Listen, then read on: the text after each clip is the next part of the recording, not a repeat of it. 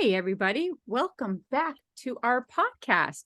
We are back for season 4. I can't believe we're at season 4. Woo. And we're kicking off our season with a little bit of like a back to school, back to fall edition. I am Kelly Birmingham. This is our podcast. It is a look back across the autism spectrum. My 25 plus, it's actually 28 years now, career working with children and adults on the autism spectrum and other developmental disabilities. And as always, I have my partner in crime with me, Jen Lucero, mom to Dylan and Ethan. Hey, Jen. Hey, Kelly. We're back. Yay. We had summer off. Went quick. Yes, it did. Back in action. So before we do today's podcast, I'd like to give a shout out to our sponsor, SitePro. SitePro offers a wide range of engaging and practical continuing education courses developed by BCBAs for BCBAs. You can visit their website at sitepro.com to see the complete list of courses, and you can listen to our podcast through that website and if you're a BCBA, you can gain free CEUs. So if you're driving around visiting your clients, click us on and get some free CEUs. So we're glad to have SitePro back with us. And in November, Jen and I will be doing a live webinar for SitePro, talking about getting ready for the holidays from a BCBA and a mom's perspective. Always a hot topic. We did do a podcast on that, if anyone's listening. And apparently people liked the podcast on that topic so much that they're asking for a live webinar. So that's super cool. They liked hearing about my tree flying across the So back to school edition. I thought it would be pretty cool to talk about the benefits and challenges of exercise with children and adults on the autism spectrum.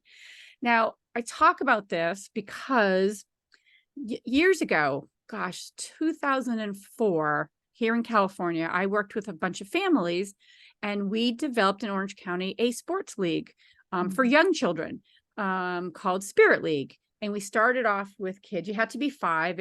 You were 5 to 8 and then 9 to 10. And then we added a teen group. And then as kids have aged up, we played 3 sports. It was soccer, basketball, and baseball.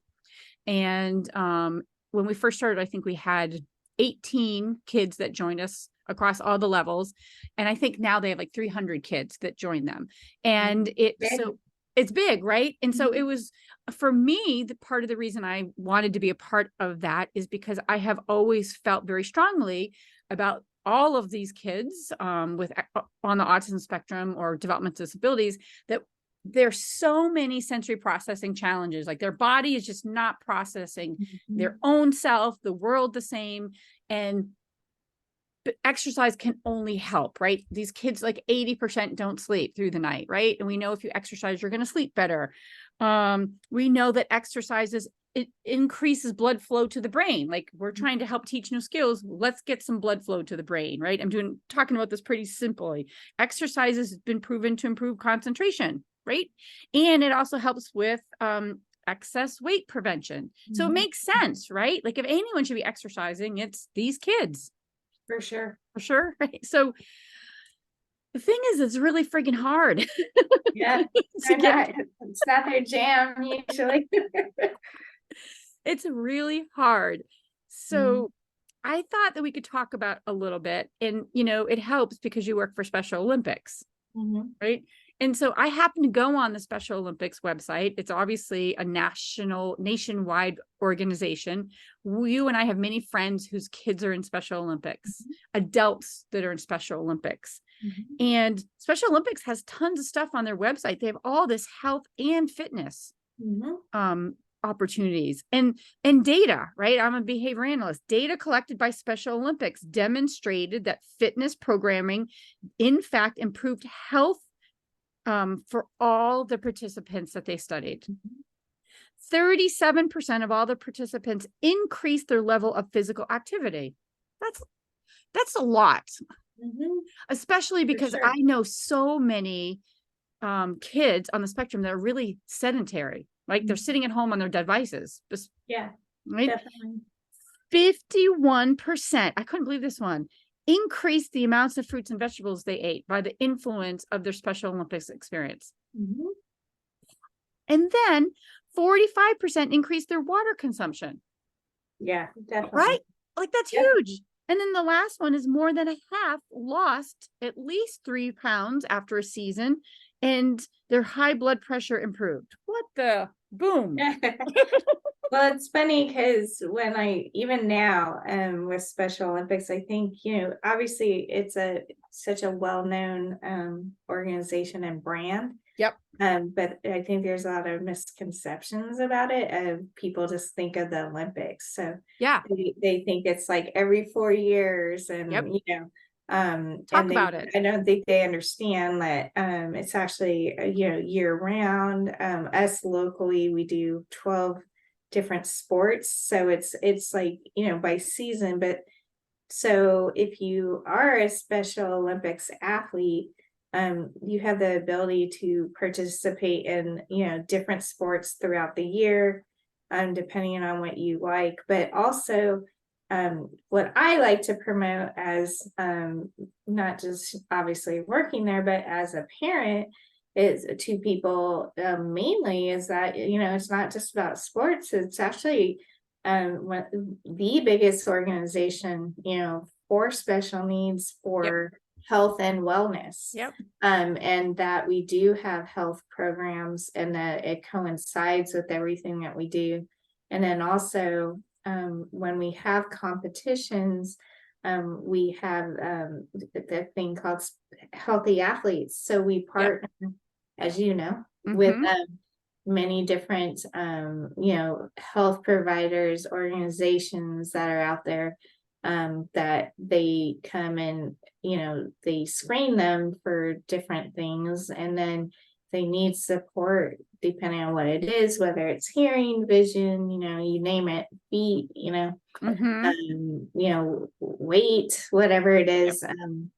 I mean, that I see them, it's so wild. Like they fit them for glasses, and they Yep. even get hearing Dental. aids, and Dental work. dental work. And one good thing about it that always helped Dylan, maybe not the exercise part, but even just the health screenings, Right. because if he was at a competition, he saw his friends doing it, and then he would do it.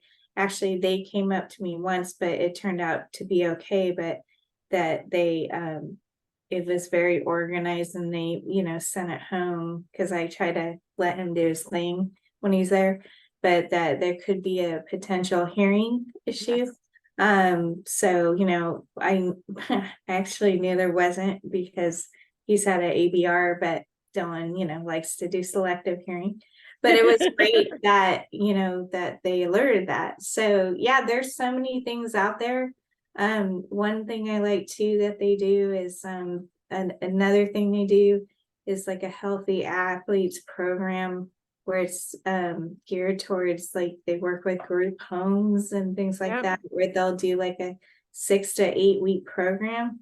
And so it's not just about, again, sports. It's very geared towards learning about food and healthy choices, and just lifestyle, and even down to reading, like learning about looking at labels, and like what's better for you. So yeah, there's a lot of cool stuff out there, and not just Special Olympics, but just in general. Yeah. And I forgot, I worked with Dr. Perlman, who helped start the dental program years and years ago with Eunice Shriver. And I forgot how many healthy programs there were until I went on the website prepping for this podcast. And the thing that I was there's Special Olympics in every single state. And what I read, tell me if this is correct, starts at age 8, 8 years and up. Well, we actually have now a young athletes program. I saw that. Yeah, so that actually starts from 2 to 7. 2 to 7. Yeah, so that one's more geared. That one's cool because it's right when kids are usually, depending on what it is, like if it's autism, most likely that's when they're getting diagnosed. But obviously we serve all different types of abilities and needs. But that's such a key time frame, as and it's learning the basics. Yeah. Actually, it's like teaching with peers and working with APE teachers within, Head Start programs or the school district, of learning things like, the basics of skipping, going upstairs, like, Fantastic. throwing balls, like all that good stuff. So it's starting even younger. Yeah. I saw, I'm like, from 2 to whenever. Hmm. So, and I'm thinking to myself, like, okay, I don't know why every child with autism isn't involved in Special Olympics, Hmm. or some, if they don't have one near them, which is how Spirit League got started originally. It was South Yeah. County, Hmm. Orange County, and Hmm. Special Olympics was further up. And so it kind of started that way. But I think if I were to think about it, I was trying to think about, like, what are the barriers? Like, why aren't more people having their kids on the spectrum do exercise programs? And when I thought, so I'm a BCBA, I don't think a lot of ABA therapists consider that and program for that and talk to families about it. But when you think about it, right, like, it's for BCBAs listening, it's an antecedent strategy. And if you have a child who's not sleeping, so I was evaluating a child the other day who literally doesn't fall asleep until like 10 at night and is up by 3 in the morning. That's all he's sleeping. You went through that. Sounds familiar. Yeah. Right. And so Yeah. there's a team working with him, but I was consulting and I thought, this kid is very sedentary. And the other thing he does is he does jump on a trampoline. But if you Mhm. look that up, for some kids, the research suggests that actually has the opposite effect. And instead of making them tired, it actually revs, like, Dials them they up. can't get to that tired phase like you do when you swim or run. That totally makes sense because I remember, and Dylan was a trampoline guy. Yeah. But I would say, and maybe I'm wild of thinking this too. The other thing that I think of our kids, again, repetitive movement, but Yep. got him riled up too, is Yep. being on a swing. He would swing like nonstop or jump on a trampoline nonstop. But if anything, it did like opposite effect. And I know actually that's true for him, because the Mhm. times when I see him in the full occupational therapy clinic, Mhm. the jumping and rocking would Mhm. actually increase. And what I've read planning for this is actually increased his cortisol, which made him more awake. Whereas the more, like, and that's why swimming Mhm. always worked for Dylan, right? Yeah, So and I have throw that always kid in water. swimming and running are the two things that keep coming up. But also, so when I was at UCI, we were designing an exercise program, and these were kids who were not exercising, and they were coming to our clinic, and I was trying to figure out, like, I can't recreate, how am I going to get them to run? They're coming into like this gym room. Yeah. And the thing, so first of all, the benefits of it, first thing I said for this kid who's not sleeping is, let's get this body moving and not it being the trampoline, right? So we've got to think of ways to get his body moving. And swimming is always my go-to. Running is always my go-to, which is hard for some of these kids, although I've had a number of parents actually take their kids to tracks and run around the track at a school.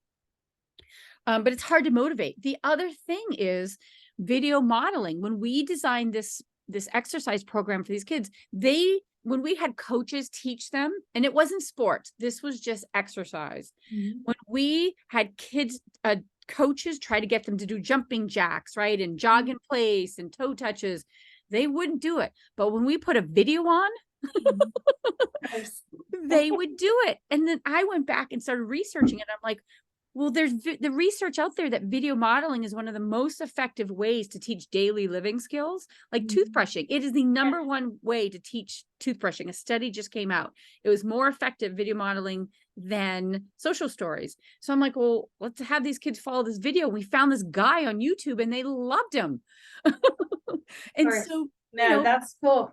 for 25 minutes. So all right, so we know that if we get these kids, so for BCBAs listening, like, into your programming, if you're having challenges with sleep, concentration, right, a focus and attention, why not consider building in an exercise program? I think it's important. So with Dylan, even when he was young, okay, this is kind of, little bit of exercise, but it was extremely important. Dylan does not, with traditional ABA, as you know, anything clinical, like speech therapy. He loved OT because that was a whole different thing. But we always struggled with that. But we started combining, as you remember, Yep. things. So he started doing horse therapy. Yes. Within that, it was not just learning to ride the horse. There was movement, and there were Agreed. different tasks. And Yep. so he was actually doing speech and OT at the same time. Or he used to go to a gym called Big Fun Yes. Gymnastics. And then it was a combo also of things. Or we even, for a short period of time, were doing ABA/speech in a pool. I And remember. Yeah. I just always found that when he was doing some sort of movement, even Mhm. within a separate clinical, like the focus was actually supposed to be speech or whatever, his eye contact was better. He spoke more, but it seemed like he was more present in the Yep. moment. And then two things I just thought of that worked for him, because Dylan hates exercise to this Well, day. I was just You gonna know, say, Melanie, my stepdaughter, hates yeah, it too because she doesn't uh, want to sweat. Sweating is yeah, uncomfortable for her. yeah, And I think that's true for Dylan. yeah. I mean, you know, I remember hearing in school and stuff that, every day in PE, he just throw himself on the Yeah. floor, be like, no exercise. But Mhm. one, two things that helped him, that he would actually go for it. And I don't know if this goes along with, because Dylan's like, he's got weak still gross motor and fine motor skills, but Mhm.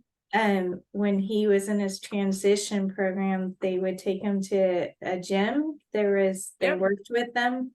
Yep. Um, Crunch Gym, shout out in Tustin, California. They were great. They gave discounts, and then they could go there anytime. So he would his BI was so awesome. He figured out he could get Dylan to go on a treadmill for almost an hour. And he, like you're saying, the modeling, he was on the treadmill next to him too. And then he figured out if he put on, Disney, Yep. YouTube stuff, but specifically that had some sort of like action going on, that he would do it. So I think that was like a big one. That's That worked. awesome. And then also, I just think this idea that I've seen a lot with our athletes, or I've seen Mhm. Dylan will actually do, is like Zumba Yes. or like dancing, which is exercise. That's what we were kind of doing with this Mhm. study. It was this Yep. guy. I mean, he'd incorporate jumping jacks and different things, but it was basically Zumba. Mm-hmm. Yeah. And it was fun music and dancing kind of thing. I agree. And so I don't know, maybe you know this through Special Olympics, but I don't know why exercise is not more promoted within the autism community. It should be, or in the special developmental disability community. I don't know why it's not. Honestly, I think as BCBAs, we're the most rigid, right? We're just like, oh, let's sit in your room or sit at a table and play with your sit at a table, but we're not thinking about it either.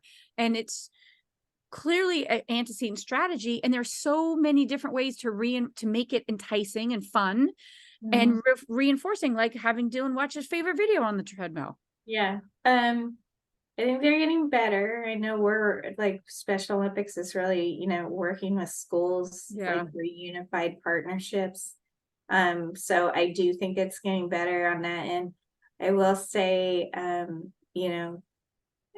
interestingly, even though I've been, professionally also working within, different nonprofits, including Special Olympics for a very long time, um, I don't think some of the resources are promoting it. Yeah. I never had ever, like, regional center ever say to me, do you know that Special Olympics Interesting. is available at no cost to you? Which, I mean, Interesting. I don't think people realize that Is as there well. no cost Mhm. for Special Olympics? No cost. Well, that obviously you're doing all the fundraising for, I know, Yeah, Orange well, County. You raise a No, lot but of I mean, money. there's no cost No to the cost. participants or families. That's huge. Like, It's why doesn't huge. everybody know this with how expensive it is to do anything with our kids? I mean, there are other organizations out there too, like, obviously our friends Surfer Sailing, but Yep, that's only yep. a couple times a year, even though I Right. love them and it's great. But yeah, it is kind of odd. I mean, I know it's hard. I will say too, as you know, I think there's a lot of times because of, if you're on the spectrum, especially if you have any sort of behaviors or Hmm. tantrums or aggression, like, they won't, it might be hard to put your kid in certain things. And then, I mean, especially organized sports, I've tried with Dylan and he does not he doesn't like it. He doesn't like group stuff.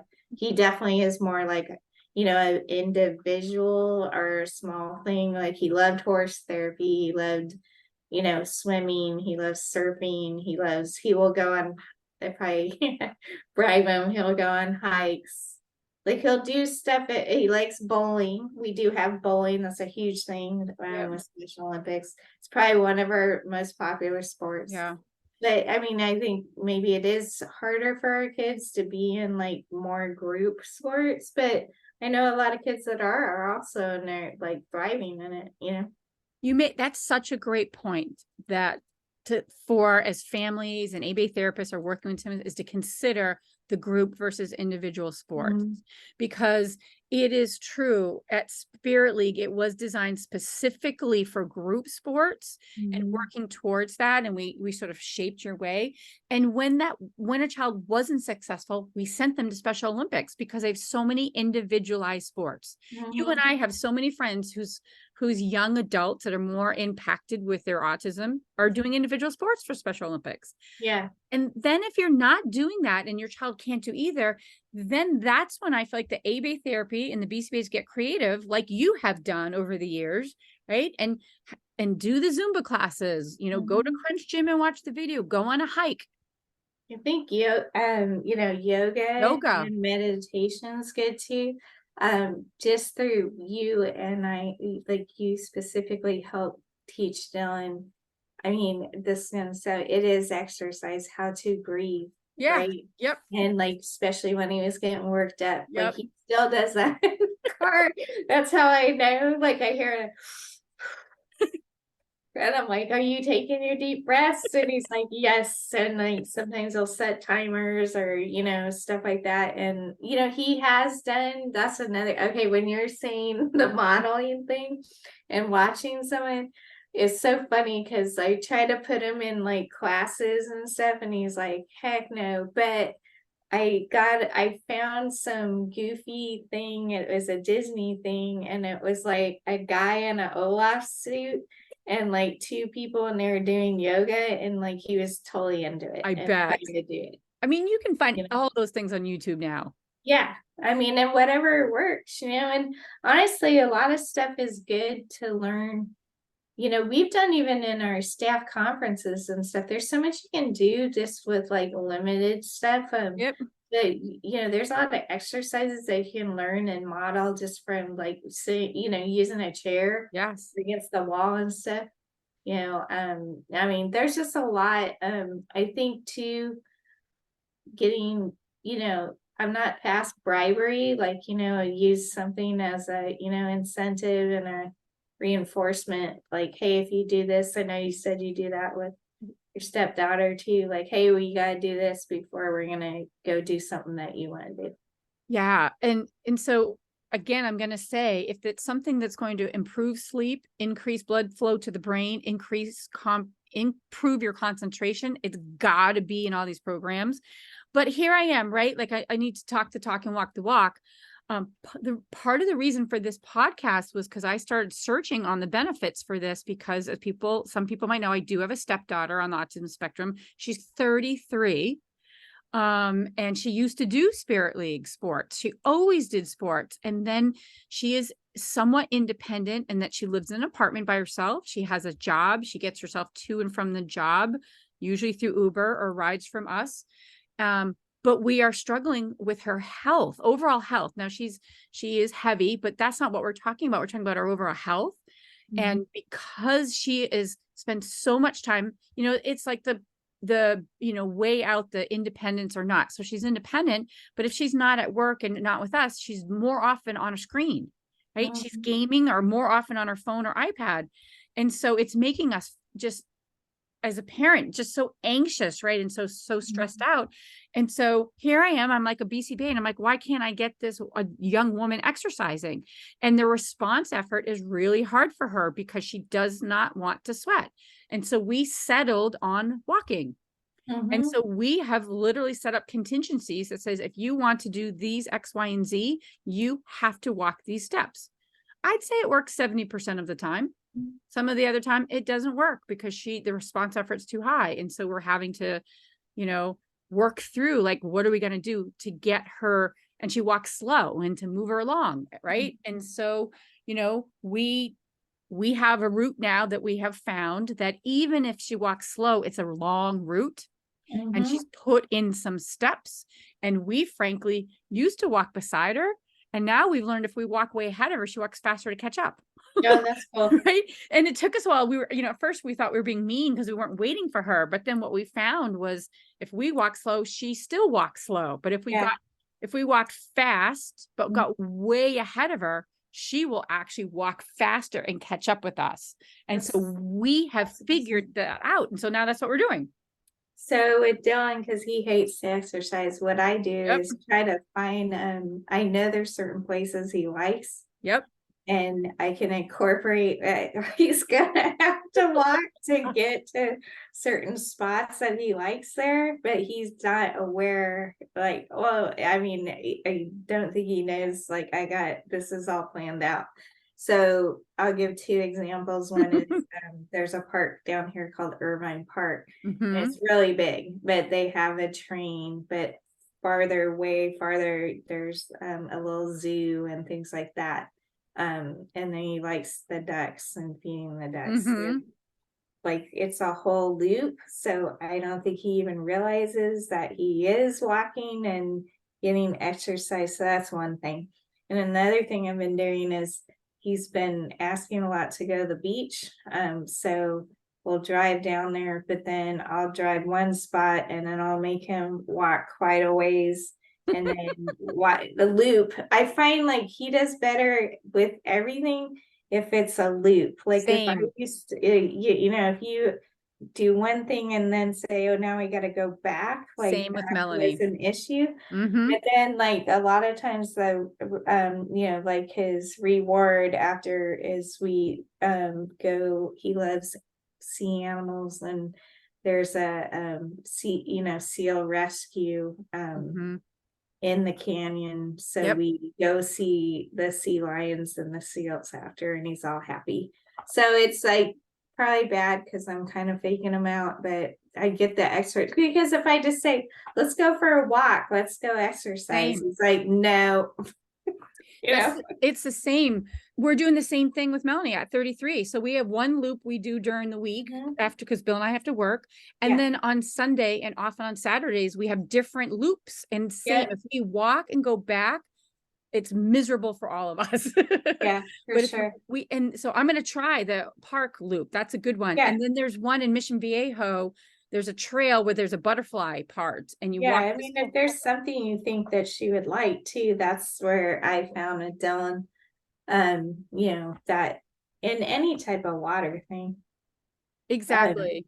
Actually, I was pretty excited that it happened. His dad had him last weekend, and he told me he was going to take him kayaking in Fantastic. the bay, and he did, and Dylan loved that. And I know that's not maybe a ton of exercise, but like I also think I'm super huge on the ocean and water and just like the soothing and like Exactly. what it brings, like you said, to just Yep. your whole body. So Yep. that was cool. That's So yeah, cool. got to keep this guy moving. So that's our first podcast of the season is a call to action for families and ABA practitioners listening. We've got to get these kids moving. Research and data tells us it's beneficial. We'll, on the session notes for the podcast, I'll put the Special Olympics website, and I'll also specifically put the link to the young athletes. And anyone listening out there, if you want any other help, you can contact me. I think my email's everywhere, kellybirmingham1@gmail.com. If you have creative ways that you're doing this, let us know and we'll share it on our Facebook page, or you can find me on LinkedIn. So, all right, Jen, first Awesome. podcast of the season done. Woo! Woo-hoo. Thanks, everyone. Thank Bye. you.